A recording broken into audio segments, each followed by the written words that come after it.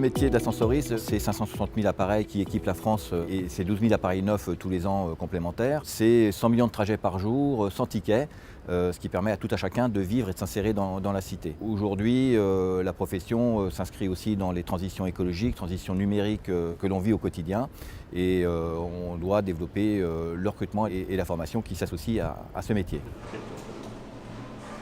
Voilà, tu réenclenches, tu regardes. Le technicien ascensoriste, aujourd'hui, quand il va postuler, doit avoir quelques qualités en termes techniques, puisqu'ils sont issus normalement d'un bac pro maintenance des équipements industriels et d'un bac pro électrotechnique.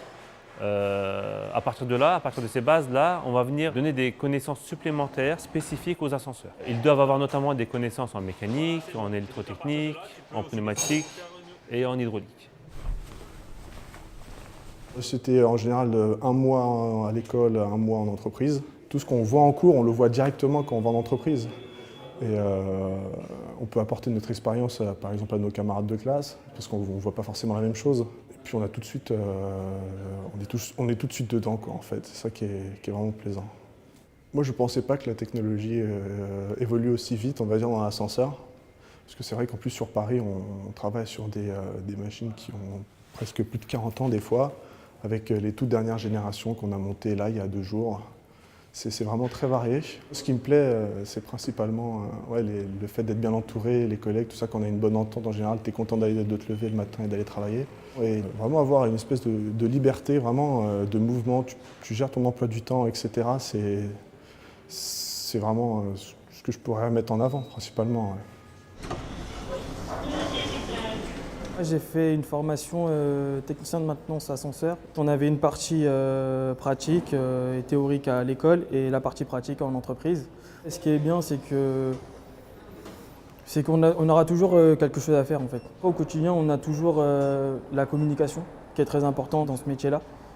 Plus on communique bien avec les personnes et plus on est bien et du coup on aura toujours le plaisir de revenir. Si on fait bien tout comme il faut, il n'y a pas de problème. J'ai un bac pro électrotechnique, ce CQPM, c'était un moyen entre guillemets, de relancer ma carrière.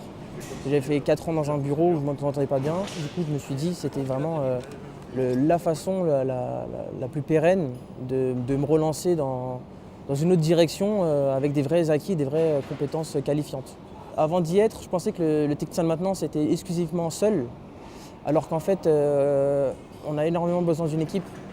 Pas forcément tous les jours, mais dans une équipe, il y en a toujours un ou deux qui a plus d'aisance avec la mécanique, d'autres avec l'électrique. Et le fait de travailler en équipe, ça permet de s'aider les uns les autres et justement aussi de monter tous en compétences.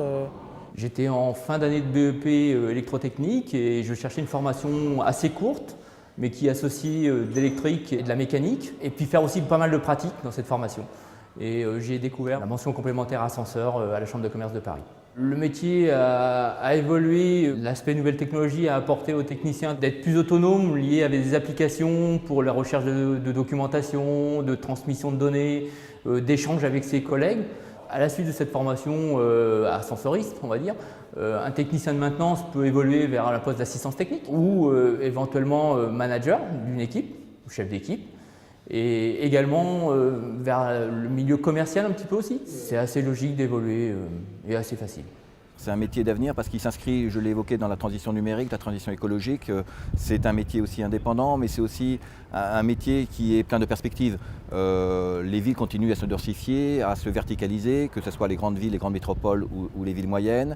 Demain, la population vieillit. Le maintien à domicile est quelque chose d'essentiel aujourd'hui et nos équipements permettent de répondre à ces deux exigences de la verticalité et du maintien à domicile. Et puis on a de nombreux départs en retraite, on est face au papy boom et donc la profession s'investit pleinement dans le recrutement et la formation d'une jeunesse bien formée et dynamique.